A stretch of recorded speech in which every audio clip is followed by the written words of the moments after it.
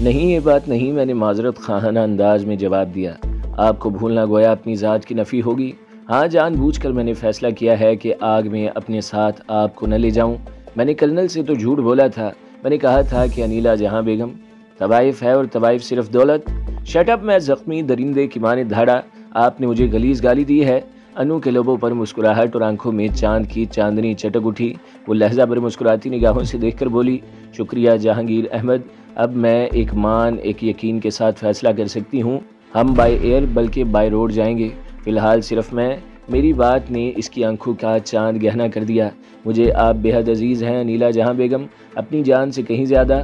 میں ادھر duty join کرنے جا رہا ہوں، نہ پکنک منانے۔ میں تو اپنے اندر آگ کے انگارے بھر کر دہکتی وادی میں اتروں گا۔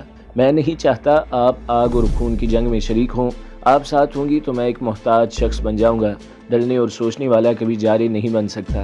جذبے کی حد تک آپ کا جذبہ مجھ جیسی عورت کے لیے سرمایہ حیات اور محبت بن سکتا ہے۔ عورت ایسے ہی جذبوں کی پیاسی ہوتی ہے، لیکن آپ کو سوال کرنا چاہیے تھا کہ میں کیوں جانا چاہتی ہوں۔ آپ نے اس سوال کو خوبصورت الفاظ کا حریری لباس پہنا دیا ہے۔ الفاظ میرے پاس بھی بہت ہیں، مگر میں سیدھے سادے الفاظ میں اپنا ماضی و ضمیر بیان کروں گی۔ ادھر میرا کوئی عزیز نہیں ہے۔ میں نے کبھی کشمیر مسلمانوں کے عذابوں کے متعلق بھی نہیں سوچا۔ اس بات سے بھی مجھے کبھی دلچسپی نہیں رہی کہ وہاں جنگ کیوں لڑی جا رہی ہے۔ جس تنظیم نے مجھے حرب و ضرب کی ذہنی اور جسمانی تربیت دی ہے، اس نے میرے سامنے کشمیریوں کی جد و جہد کا تاریک پہلو رکھا تھا، لیکن آپ کی متاثر کن ذات نے میری سوچوں کے دھاروں کا رخ بدل دیا ہے۔ جس طرح کسی محبوب شخص کی یادوں اور لباس سے بھی محبوب کی خوشبو آنے لگتی ہے، ایک تعلق سا محسوس ہونے لگتا ہے، بالکل اسی طرح آپ سے متعلق ہر شے سے مجھے اپنائیت کی خوشبو آتی ہے۔ وہ وادی جو کبھی واقعی رنگ اور خوشبو کی علامت تھی، میرے لیے جنت بن گئی ہے۔ آپ کا درد میں بھی محسوس کرنے لگی ہوں۔ وہ اجنبی لڑکی جس کا نام زبیدہ اور تعلق آپ سے ہے، مجھے بھی اتنی ہی عزیز ہے جتنی آپ کے لیے ہے، لہٰذا میں آپ کے ساتھ جاؤں گی۔ اسے آپ ایک عورت کی ذاتی خواہشات کا نام دیں یا جذبے کا رنگ بہر کیف، یہ میرا ذاتی فیصلہ ہے۔ اب اگر میں چونکہ چنانچہ کیوں اور کیسے جیسے الفاظ استعمال کروں گا تو میرے نزدیک سچے جذبوں کی توہین ہوگی۔ میں نے کہا، ٹھیک ہے، ہم ساتھ رہیں گے۔ اب بتائیے بائی روڈ کیوں؟ اس لیے کہ مجھے کرنل راج کی کسی بات کا یقین نہیں۔ انو نے وجہ بتائی۔ میں اس شخص کو پڑھی ہوئی کتاب کی طرح جانتی ہوں۔ وہ پرلے درجے کا جھوٹا، فریبی اور سفاک آدمی ہے۔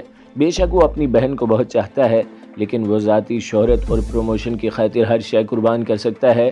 اگر جہانگیر احمد خان کا معاملہ ہوتا تو شاید را اتنی فکر مند اور متحرک نہ ہوتی، مگر ان کے سامنے ان کی ایک فرسٹ کلاس ایجنٹ انو کے فرار کا مسئلہ بھی ہے۔ وہ لوگ دشمن کو تو بعض مجبوریوں کا حوالہ دے کر بھول جائیں گے، لیکن کسی مخرف ممبر کو قبر میں بھی سکون سے نہیں سونے دیتے۔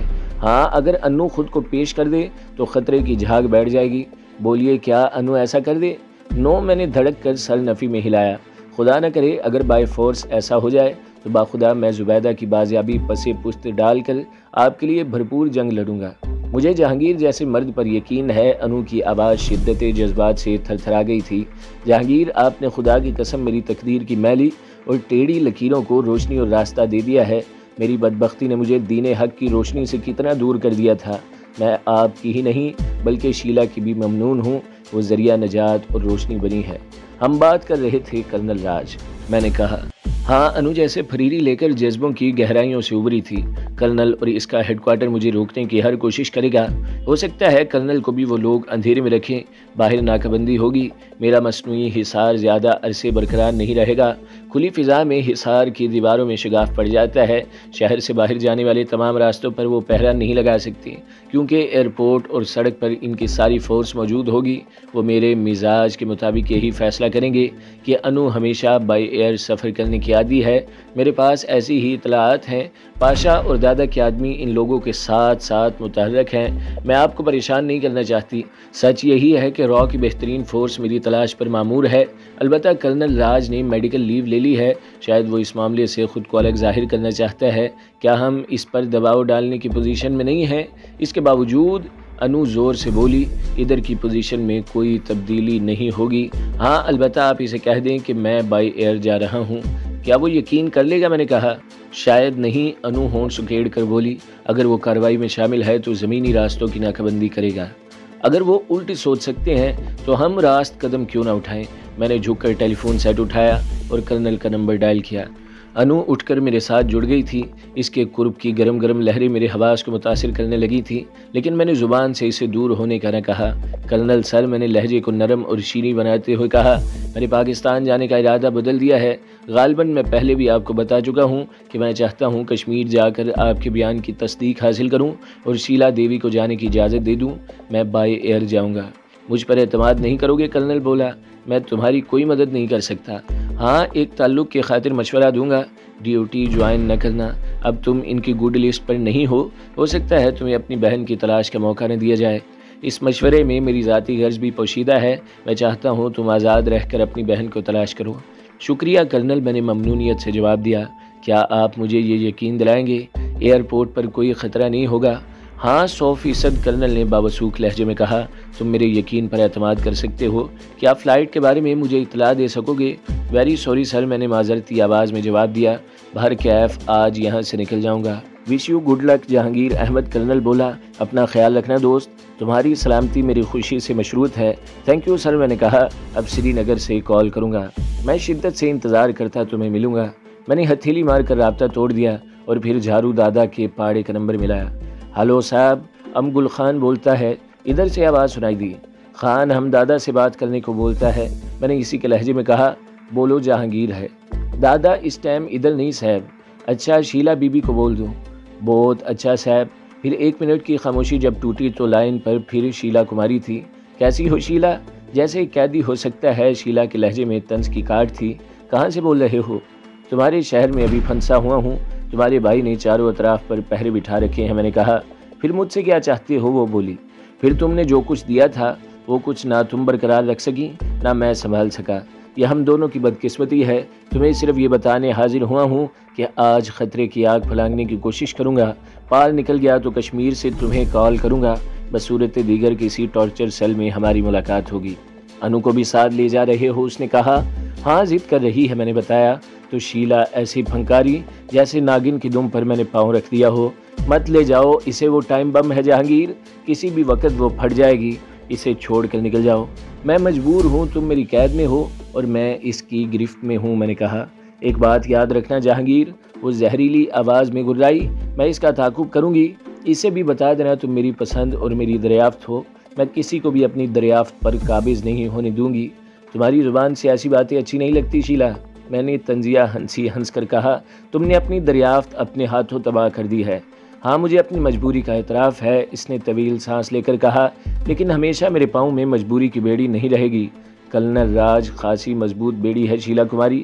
ہاں لیکن شیلا کی پسند بھی لوہے کی چٹان ہے۔ میں کوئی تبصرہ نہیں کروں گا، گڈ بائے، میں نے کہا۔ جو ہی انو نے سلسلہ منقطع کرنے کے لیے ہاتھ بڑھایا، میں نے سلسلہ خود توڑ دیا تھا۔ میں دونوں کی دلی جذبات سے آگاہ تھا۔ دونوں رکابت کی آگ میں سلگ رہی تھی۔ مشترکہ محبوب کے لیے دونوں کے جذبات ایک جیسے تھے۔ ایک مغلوب تھی اور دوسری غالب تھی۔ ایک کو وقت نے مجھ سے چھین کر پیچھے دھکیل دیا تھا، دوسری حالات کے دوش پر بیٹھ کر اجنبی سے آشنا بن گئی تھی۔ بحیثیت مرد میں مرکزی کردار تھا، فیصلہ میرے ہاتھ میں تھا۔ میں نے شیلا سے بھی محبت کی تھی۔ جب انو نے رغبت کی تو اس وقت بھی میرے دل میں شیلا تھی، وہ میری بیوی تھی۔ ہم نے آبشار کے کنارے بیٹھ کر آنے والے بچوں کے نام تجویز کیے تھے، مستقبل کے کتنے عالی شان محل بنائے تھے، لیکن انو نے ایک ہی حملے میں بچے مار دیے تھے اور محل مسمار کر دیے تھے۔ وہ فاتح فوج کی طرح مجھ پر قابض ہو گئی تھی۔ شیلا جنگی قیدی بن گئی تھی۔ وہ غلیظ کتیا تمہیں میرے خلاف ورگلا رہی تھی۔ انو نے حسب عادت اپنے غصے اور نفرت کا اظہار انگریزی میں کیا۔ میں نے ابھی اسے طلاق نہیں دی۔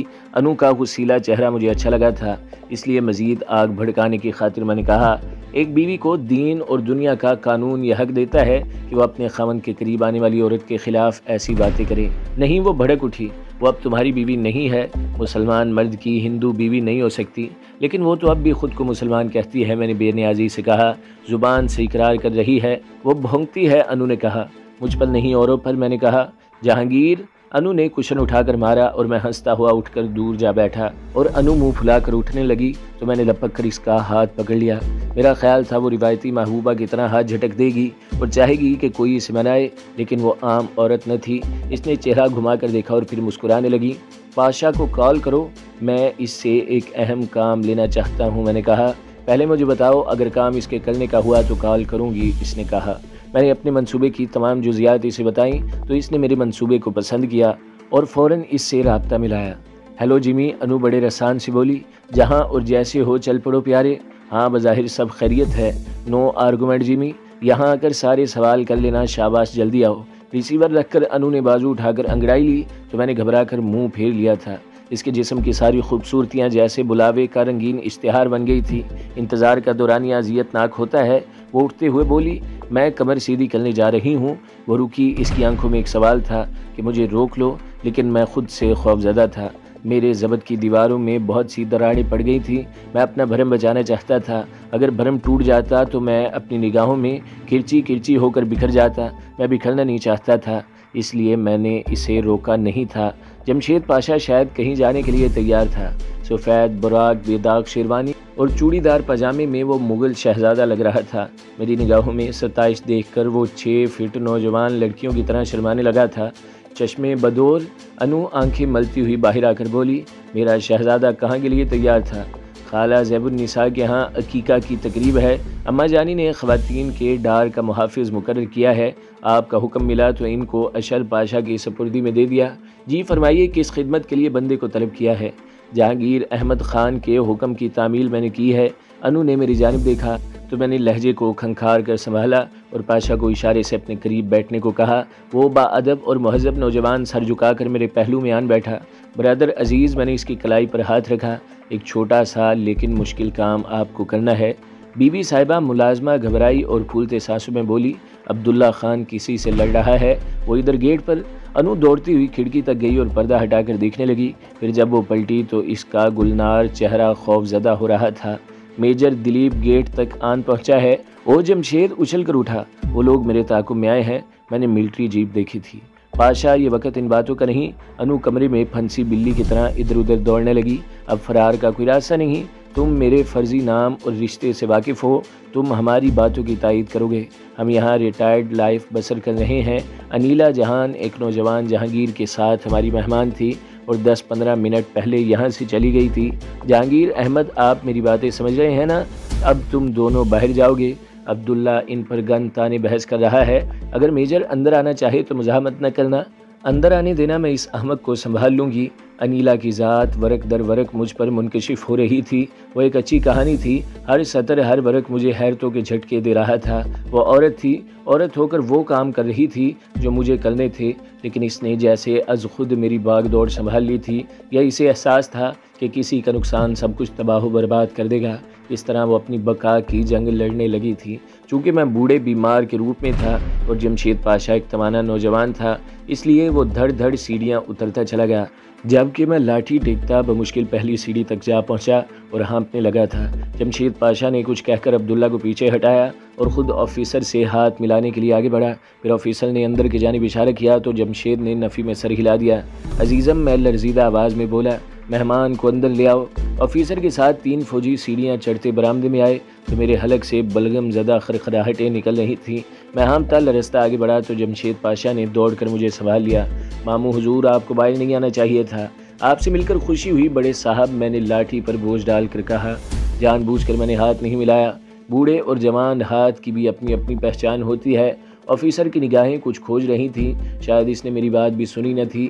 ماموں حضور، جمشید پاشا اپنی آواز میں بولا، آفیسر کسی معاملے پر آنٹی اور آپ سے اندر بیٹھ کر باتیں کرنا چاہتا ہے، پھر ان کی زردہ نوازی ہوگی، ورنہ لوگوں نے ہمیں تو جیسے معاشرے سے نفی کر دیا ہے۔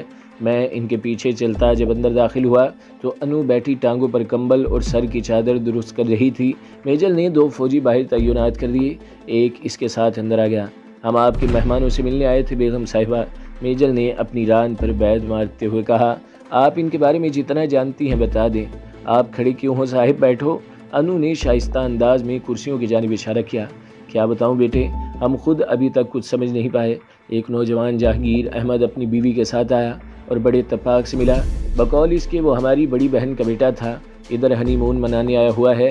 سچی بات یہ ہے صاحب، ہمیں یہ بھی معلوم نہیں کہ ہماری آپا کی کوئی نرینہ اولاد ہے بھی یا نہیں، بس گھڑی پل رکے اور یہ چل وہ چل، مروتاً ہم نے ان کو بہت روکا بھی تھا۔ تمہیں کیسے پتہ چلا وہ لوگ یہاں ہیں؟ میجر نے جمشید پاشا سے پوچھا۔ مجھے آپا نے فون پر اطلاع دی تھی کہ وہ عبدالقدوس ماموں کے گھر جا رہی ہیں، مجھے فوراً پہنچنے کا حکم دیا تھا انہوں نے۔ او اچھا بیگم صاحبہ، जहांगीर ने कुछ बताया होगा, कहाँ ठहरे हैं? मेजर ने पूछा। अरे इतनी बातें कहाँ हुई, ये आए वो गए, चाय तक के लिए नहीं ठहरे? सुनो मिस्टर पाशा, हमें बाहर सूरत अनीला से मिलना है। तुम्हें तो मालूम है वो किस डिपार्टमेंट में है? मेजर ने कहा। जी मुझे इतना मालूम है, वो किसी अहम ओहदे पर काम करती है, पाशा ने जवाब दिया। आपके भांजे की बीवी सरकारी मुलाजिम है, मेजर ने नरम लहजे में कहा, और हमें इसकी खिदमत दरकार है। अगर वो इधर आए तो इस नंबर पर फ़ोन कर दीजिएगा, लेकिन इसे पता न चले। वो शायद अपनी छुट्टियां छोड़ना पसंद नहीं करेगी, लेकिन देश की खिदमत सब जज्बों से अतम है। मेजर ने पॉकेट डायरी का वर्क फाड़ कर मेरे हाथ में दे दिया। और तुम पाशा अपनी आपा को तलाश करो, वरना इसकी सर्वस खतरे में पड़ जाएगी। क्या वाकई आपा ने शादी कर ली है? यकीन नहीं आता सर, पाशा खुद कलामी के अंदाज में बोला। ये इसका ज़ाती मामला है, मेजर बोला। हमें तो इसकी ज़रूरत है। ओके मैं जा रहा हूँ, उम्मीद है अहले खाना मुझे माफ़ कर देंगे। काश हम धर्म ज़ात पात के बंधनों से आज़ाद होते तो हम अपने बेटे को कम अज़ कम चाय ज़रूर पिलाते। अनु बेहतरीन अदाकारी कर रही थी। इसकी नेचुरल अदाकारी से मेजर भी मुतासिर हुआ था। हमारी नई नस्ल इन बंधनों से बहुत हद तक निकल गई है आंटी, मेजर ने कहा। अगर मुझे जल्दी न होती तो आपके हाथों की चाय पीकर जाता। अल्लाह तुम्हारा रुतबा बुलंद करे। अनु ने दुआ दी और मेजर पाशा को लेकर निकल गया। अनु ने कंबल उछाला और दौड़ती हुई खिड़की तक गई। मेजर पाशा को कुछ बता रहा था और पाशा की गर्दन कभी नफ़ी और कभी असबात में सर हिला रही थी। जहांगीर अनु परेशानी से बोली, एक गलती हो गई है। अगर मेजर ने अब्दुल्ला से इनके बारे में पूछ लिया तो वो किसी ऐसे जोड़े की आमद और रवानगी से इनकार कर देगा। फिर एक और झूठ बोल देना। मैंने इसे जवाब दिया कि इस वक्त अब्दुल्ला किचन में मसरूफ़ था। अल्लाह हमारा भरम बचा ही ले तो बेहतर है, वो बोली, वरना झूठ की इमारत हम पर भी गिर सकती है। तो दोस्तों, अगली किस्त सुनने के लिए हमारे चैनल को ज़रूर सब्सक्राइब करें, वीडियो को लाइक करें और बेल के आइकन पर भी क्लिक कर दें, ताकि हर जो आने वाली वीडियोज़ हैं वो आपको सबसे पहले मिलती रहें।